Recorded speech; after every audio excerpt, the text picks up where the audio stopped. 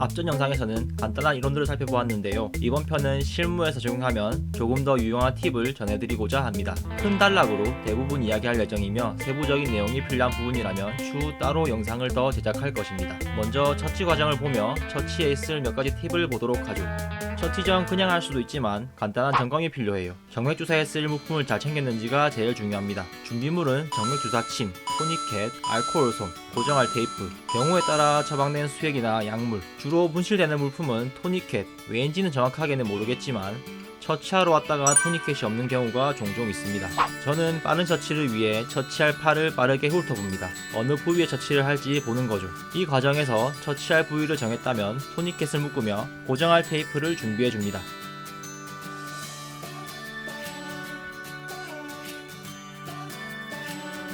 그리고 정맥주사 침 점검을 잠깐 하죠. 그리고는 대충 스캔했던 부위를 조금 더 세심하게 들여다보며 찌를 지점을 찾습니다. 미리 토니켓을 묶어두었기 때문에 보통은 잘 우려이 되어 있으나 혈압이 낮거나 맥박이 느리거나 통증이 심하거나 체온이 높거나 체온이 낮거나 잦은 주사 처치, 비만하거나 등등 환자가 정상적인 컨디션이지 않을 경우엔 말초정맥이 잘 노출되지 않아 찾기가 어려울 수 있으니 고려하시기 바랍니다. 그럴 경우엔 근육에 산소와 에너지를 소모시키며 순환 혈류량을 높이기 위한 주먹을 쥐었다 폈다 하는 행위를 환자에게 해달라고 하거나 이렇게 찌를 부위를 딱밤으로 톡톡 때려주면 됩니다. 뭐 손바닥으로 때려도 되지만 저는 딱밤을 선호합니다.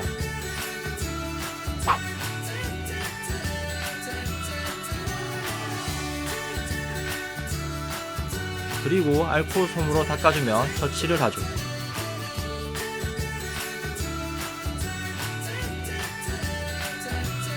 정맥주사 침을 넣을 때는 사면이 위로 가게 해야 합니다.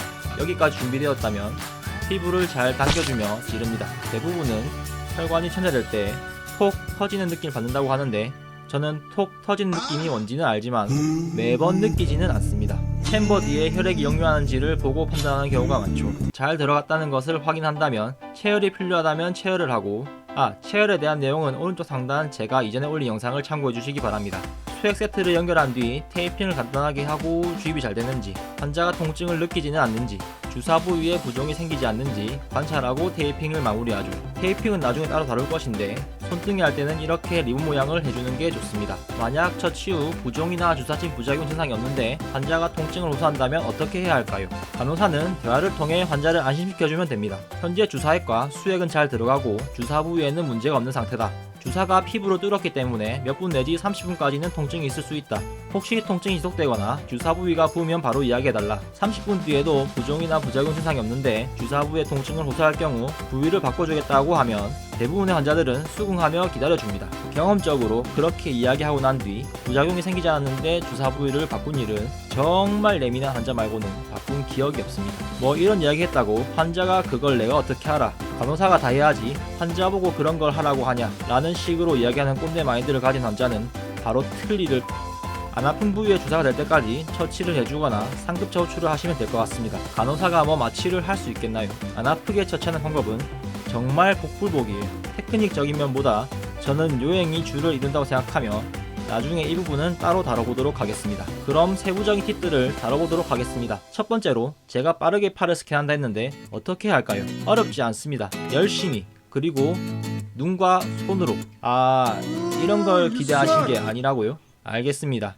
사실 이건 경험적인 부분이 많은 비중을 차지합니다. 하지만 그것을 어느 정도 커버할 수 있는 것이 있죠. 정맥의 해부학적 구조를 어느 정도 파악하는 것입니다. 딱 봐도 어려워 보이는 이런 사진 필요 없습니다. 손등을 먼저 보면 이렇게 보통 두세 개를 관찰할 수 있고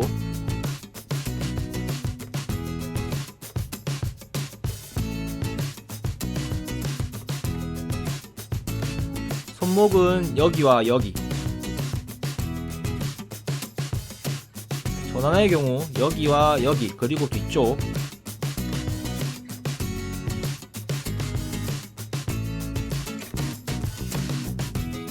관절부는 여기와 여기 이렇게 있죠. 사람마다 정맥의 위치가 다르지만 어딘가에는 존재하기 때문에 이 부분을 생각하며 처치를 하면 빠른 습득이 가능할 것이라 봅니다. 그리고 비만하거나 정맥이 잘 나오지 않는 환자의 경우엔 손등에 하나, 손목에 하나, 관절부에 하나 정도는 찾을 수 있습니다. 두 번째로는 장비를 점검해야 합니다. 적어도 메디컷은 점검을 해야 하죠. 먼저 챔버와 스타일렛이 느슨하게 되었는지 확인해야 합니다. 특정 제조사들이 그러한데 쥐면 뒷부분이 이탈될 것 같은 느낌이 들죠.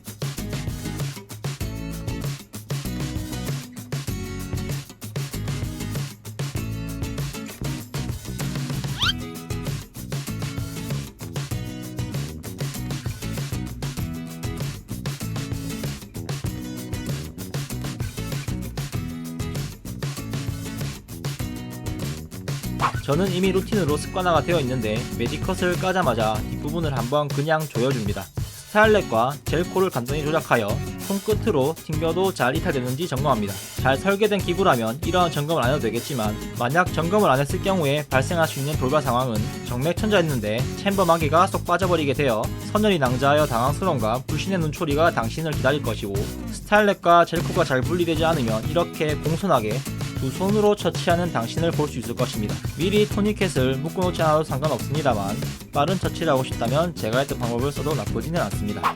세 번째로는 찌를 부위를 찾게 되어도 찌를 혈관 부위 견적을 어느정도 가늠해야 합니다. 고려해야 될 요소는 일자로 곧게 펴져 있는지, 내가 찌를 주사친 게이지에 맞게 부피가 있는 정맥인지 판단을 해야 하죠. 정상적인 사람의 눈으로는 혈관 내부를 볼 수 없고 절반도 안되게 나오거나 만져지는 정맥 부분으로 해결해야 하는 부분이기 때문에 경험적인 측면이 필요합니다. 24게이지는 어디에도 될 만큼 상대적으로 혈관의 상태에는 제약이 없는 편이지만 18게이지는 제약이 많죠. 어느 정도 굵어야 하며 길이도 충분하며 고든 형태여야 합니다. 정말 애매하게 될 듯 말 듯한 그런 혈관이 있다고 한다면 어떻게 할까요? 보통 다른 부분에 시도를 하겠지만 어떤 꼼수를 써서 유지할 수 있을 것 같은 곳이면 이 방법도 써볼만 합니다. 그러면 마법같이 정맥이 부풀어 오르는 걸 대부분 느껴보실 수 있을 거예요. 딱밤이나 손바닥으로 정맥 주사 부위에 폭행을 가해 우려시키면 정맥의 부피가 조금 더 커지는데, 그때 어느 정도 부피가 확보된다면 시도를 하면 됩니다. 하지만 인위적으로 부풀린 혈관은 체열이 잘 안되는 경우가 많으니 참고하시면 좋겠습니다.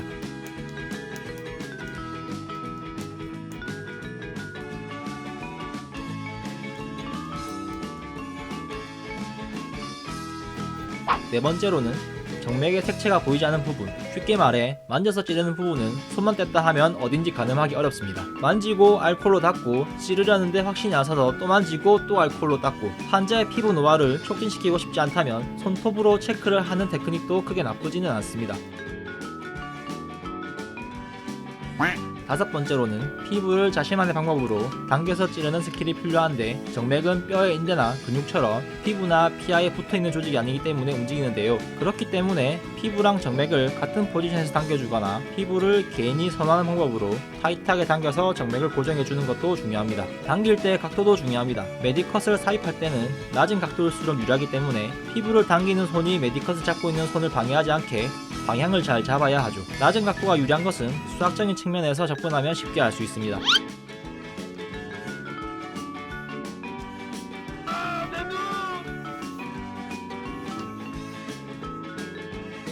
단면적으로 정면을 보았을 때는 어디에 찌르던 길이는 같습니다. 하지만 옆면을 본다면 상황은 달라지죠. 여기에 3D로 입체적이게 되면 이 차이는 더욱이 커집니다.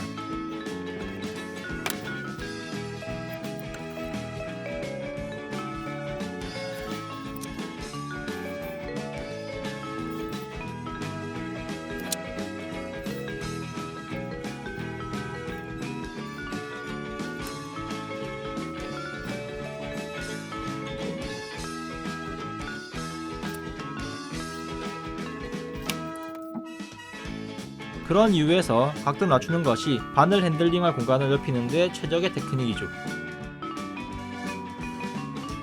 다섯 번째는 바늘 사면이 위로 가야 하는데, 사면이 아래로 가면은 이렇게 보이듯 찌르는 게 아니고 면적이 넓어지며 밀려나갑니다. 일정한 각도에 일정한 힘을 준다고 가정하면 처치 부위에 닿는 면적이 사면이 위로 갔을 때보다 아래로 갔을 때가 훨씬 더 크기 때문에 한 점에 집중되는 힘이 작죠. 예전에 넌센스로 코끼리 발과 하이힐 중 어떤 게 더 치명적일까라는 퀴즈를 떠올려보면 이해가 쉽습니다. 힘이 무척이나 강하다면 문제없겠지만 혈관의 구조와 피부의 구멍 크기 등등을 고려한다면 사면이 위로 가야 하는 것이 맞습니다.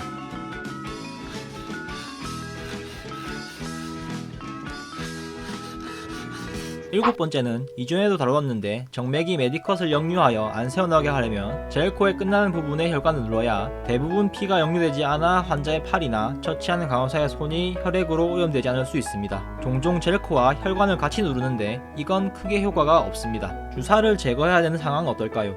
이때는 보통 주사를 빼는 것보다 테이프 떼는 걸 더 아파하는데요. 테이프가 잘 안 떨어진다면 잘 고정한 것이니 칭찬드려야 마땅합니다. 준비된 알코올 솜을 살포시 올려주며 젤코가 완전히 제거되는 시점에서 정맥을 압박하며 지혈해줍니다. 빼기 전부터 정맥을 눌러주는 경우도 있는데 정맥과 피부가 눌려지며 젤코 사이에 마찰이 생기면서 환자에게 통증이 있을 수 있습니다. 그리고 환자에게 지그시 5분간 눌러주라고 교육을 해줘야 해요. 반드시 교육할 때 지혈을 5분간 꼭 해주어라고 상기시켜 주어야 합니다. 높은 확률로 자신이 청춘이라서 할로윈 분위기 내려고 지혈 제대로 안하고 손에 빨갛게 묻혀서 다급하게 오는 경우가 있는데요. 그럴 경우엔 당황하지 말고 차분하게 대처해야 합니다. 전혀 응급한 상황도 아니고 간호사가 굳이 자신의 손에 환자의 피를 묻힐 이유도 없어요. 먼저 환자 보고 손에 피 묻어도 계속 압박을 하라고 한 뒤 새로운 알코올 솜을 대어주고 피가 많이 흘렀다면 간호사는 장갑을 낀 다음 주변에 흐른 피를 닦아주고 새로 지혈할 알코올 솜과 테이프를 붙여줍니다. 본인의 친절함을 어필하고 싶다면 흐르는 물에 씻어도 되는 환자의 손을 닦아주어도 되고 그게 아니라면 지혈을 끝낸 뒤 손을 씻어서 해결할 수 있는 범위, 손톱 사이에 끼있는 혈액은 본인이 직접 손을 씻어라고 이야기해주세요. 간호사는 분명 5분 동안 누르라고 교육을 했는데 이를 무시하고 일거리를 만들고 온 환자에게 저는 친절하게 대해줄 수 없습니다. 그렇다고 무리하게 대하진 않죠. 그냥 사무적인 태도로 대해주시면 문제가 되지 않습니다. 친절한 것이 타인에게 보여지는 부분에서 좋은 것은 맞지만 그렇지 않다 해서 나쁜 것은 아니니 말이죠. 이번 영상은 여기까지입니다. 제 나름대로 어떠한 돌발 상황에 대해 저만의 대처 방법을 간간히 언급했는데 사람이 기계적이냐, 사무적이다, 피도 눈물도 없다는 생각을 하시며 듣기 불편하셨던 분들은 본인만의 대처 방법을 댓글로 조언해주시면 감사하겠습니다. 이번에 다룬 영상 내용들이 선생님들의 임상에 도움이 되었으면 하고 도움이 되었다면 좋아요를 눌러주세요. 저는 다음 편인 손등편으로 찾아뵙도록 하겠습니다. 다음 영상은 구독과 알림 설정으로 만나보실 수 있습니다. 궁금한 부분은 댓글로 소통해주세요. 시청해주셔서 감사합니다.